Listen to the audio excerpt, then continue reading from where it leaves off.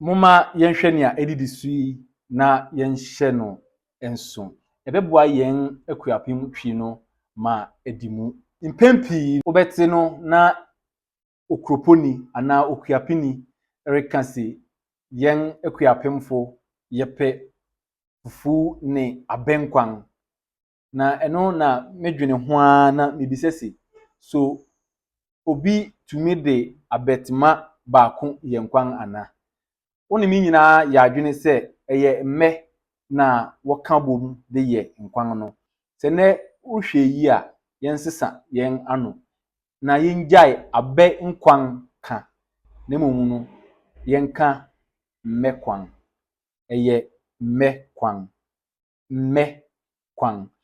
Afei bibi te se nkate nso wohwe no a mpempi no ya na yeka nkatenkwan eno nso yenhwe eye nkatekwan. Oye okuapeni nkwan ade a kanu senia meka no eye nkatekwan. Nia edi ho bio uba okuapememu ha yeni okuapem hene. Bibi sa ni ho ana se eye okuape hene. Okuape hene. Afei enye okuapem man senia no ebimo ka bomu abien no eye baako nti eye okuape man senia woreka okuape hene na uyi eye okuape man. Afei krobi wo ye nchen mu ha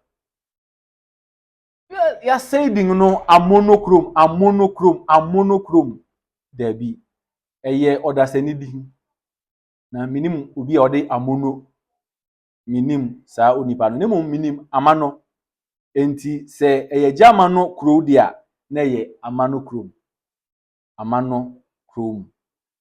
kakra nde mede ema wonen.